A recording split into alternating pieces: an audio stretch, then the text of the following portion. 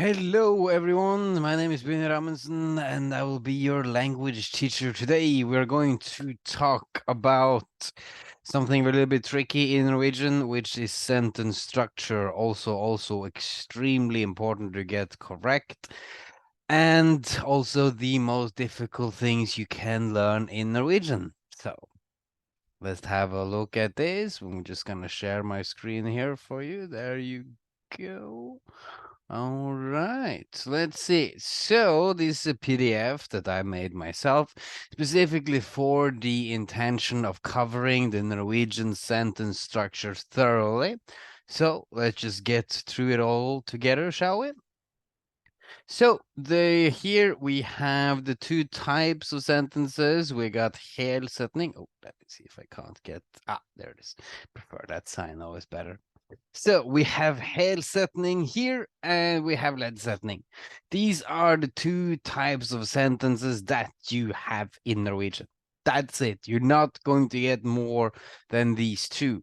Right. So let's take a look at what they are. First off, we'll do this, right? It's just important to keep them separate. Don't mix the two. Then it gets difficult.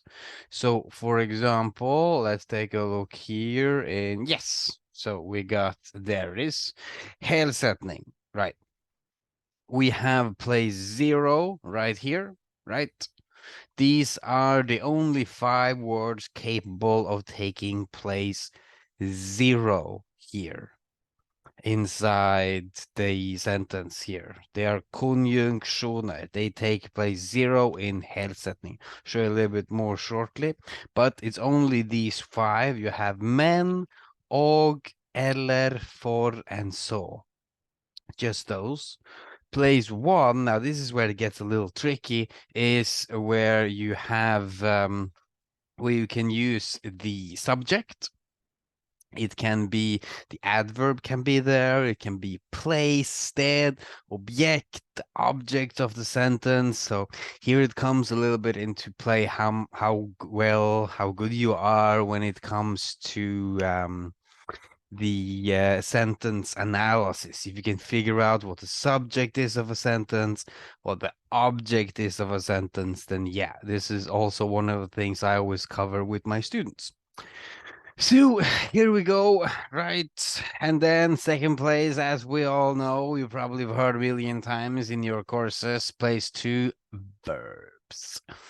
Important. Place 3, subject, adverb. We'll get to that shortly. So here are some combination. I marked them down in the places. Place 0, place 1, 2, 3, and the rest. Whatever, doesn't matter. Right, we mostly just are worried about these. The first 3 here, from 0 to 3, those are important. So we have place 0. Check it out. Here are sentence. Men, jeg må egentlig jobbe i kveld. Right? Normal. Men, jeg må egentlig jobbe i kveld. And then you got here, what else we got here? Blah, blah, blah, blah, blah. Ah, yes. Og take place 0. And then you got on first place here, you have the subject right there. You have an adverb here, question word, object, even a leadsetning put in. And then there, verb second place, subject, and so on. It follows these rules. This is helsetning rules. Can be tricky. Yes, this is the most difficult thing in Norwegian language to learn. You have verb second place. Here you have verb first place if it's a question, right? Adverb now, right? Adverb on first place or on third place after subject and verb, right? How does that fit? I know. Is your brain hurting right now? It should be. I know mine does when I start doing complex sentence structure in a foreign language. Okay, right. I will show you here in the next slides. There it is. So, okay. This is examples of different combinations of helsetning. Yes, I like the colors. This is inspiration from my professor at the university. I do this style always. So here, examples of different combinations. You have subject first place, right? How do we know this is subject? Yes, sentence analysis.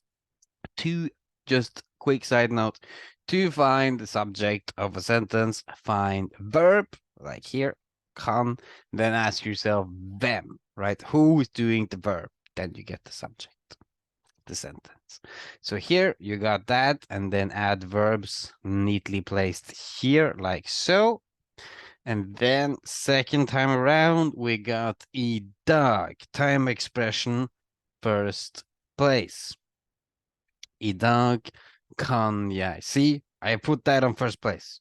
Why have I put it on first place? Because I wanted to put it on first place. Why not? You can do that if you want. If you want to drag that up first place, you can. Verb second place, see that? Then subject. This goes to the rule, right?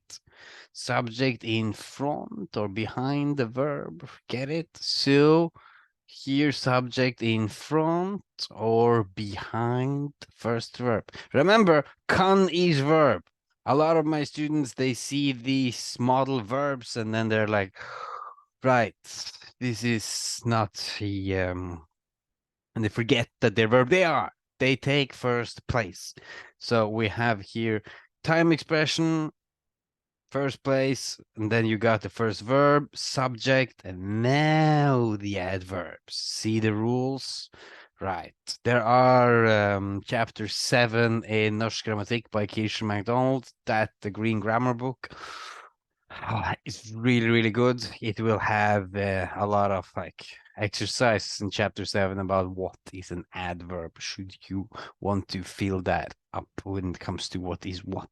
Knowing what is what when you're dealing with Norwegian grammar, preparations for tests or university, or maybe you just like to torture yourself with complex grammar. Hey, to each their own. I like doing the same with Russian grammar. Always fun to do.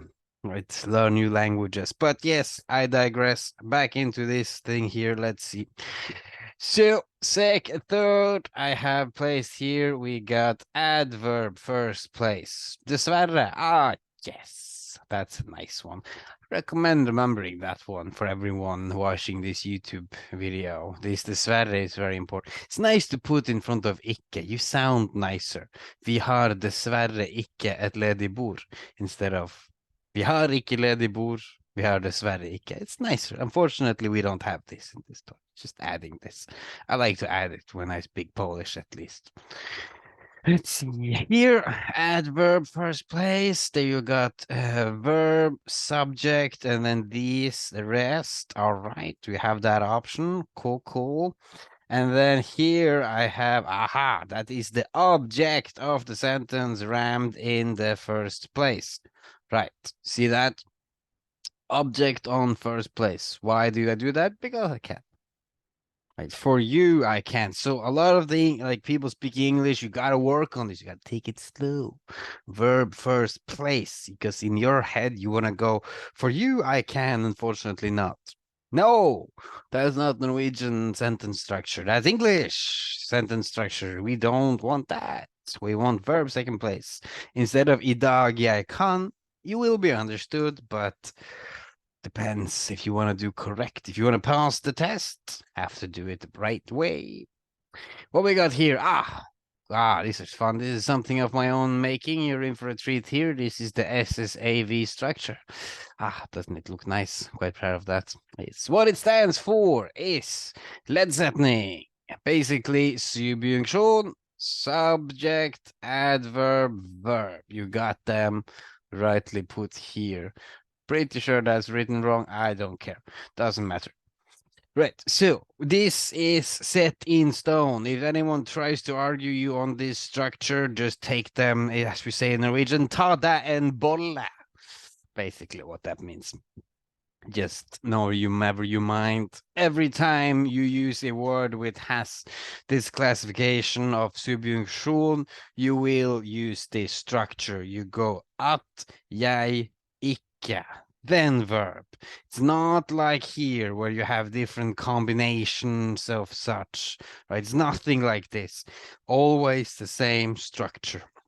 Of course, it can be tricky to memorize which is which, but that's up to you and how fast you can memorize certain words. I recommend doing it as fast as you can and remembering their function behind them. That makes that easier. So you guys here place one subjunksjon at, om, fordi, slik at, selv om. That's been nice. I can show you guys some more of this. I have another. There we go. See, that's right there. See, these are the list I made.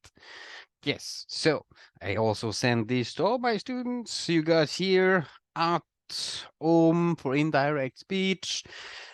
Logical relation, a little bit of 4D and some spice onto that ettersom, siden. Oh, that's very spicy. I med at, look at all those words you trigger in the test.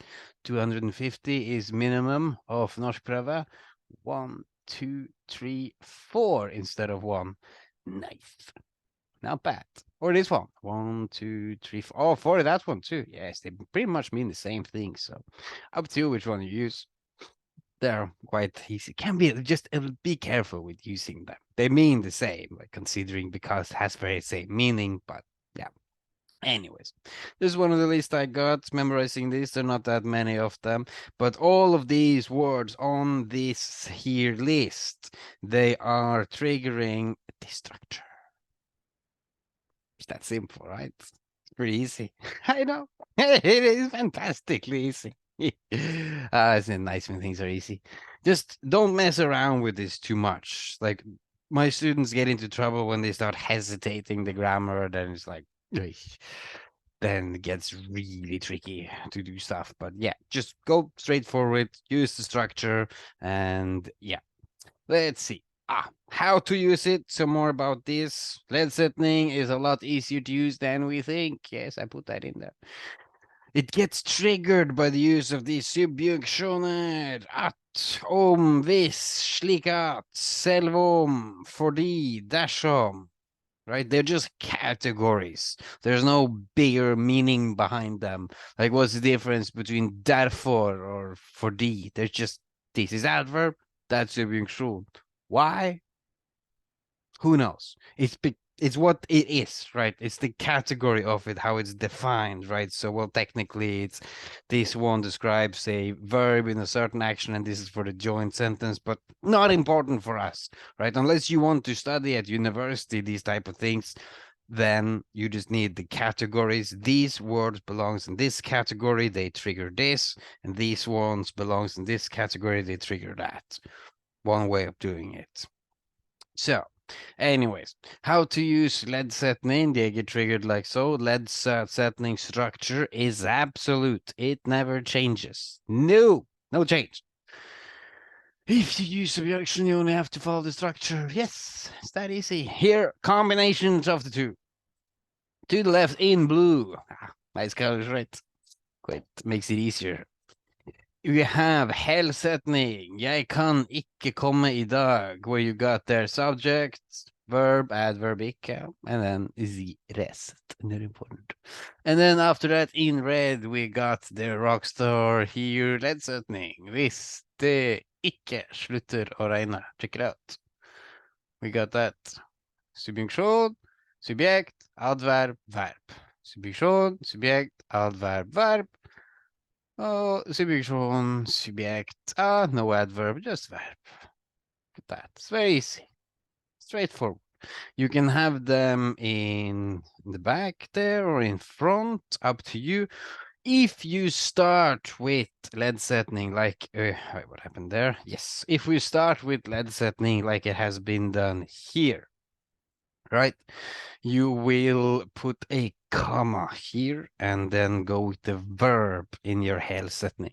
A lot of the times you will combine these things together, right? Because this leadsetning can't stand by itself. It needs to be connected with something. Right, so here it can get really tricky because in a test, you will, for example, be putting a lot of these together. You might have helsetning, right? Han liker, and then at han ikke bor der, and at fordi han skal flytte. So you have helsetning on på leddsetning, they're all compiled together, right? And to keep track of everything, it's important to really familiarize yourself and be comfortable with the rules, know how to use them, then this gets like a lot easier. Yes, that'll be next. I'll do something with adverbs. So we have, just to sum up, 2 sentences types: Norwegian, helsetning, leddsetning. Yes, right. Helsetning is really irritating because of all these different combinations, but it is possible to learn. There are set grammatical rules, thankfully. They're a little tricky, but take some work on, but keep working, you will get it. And for the combinations, leddsetning structure, the SSAV doesn't change. You have that. Subjunction, subject, adverb, verb comes in that order, right? Take a look what this is. So you have here, jeg kan ikke. Here it comes at jeg ikke kan. See, that's the main difference. You can kind of look at these ones as magnets to adverbs. They kind of up one place. One way of looking at it. Up to you. Anyways, so hope you enjoyed this lesson with me, and I hope the Norwegian sentence structure are a little bit easier and that it makes sense. And yeah, thank you for watching. Bye now.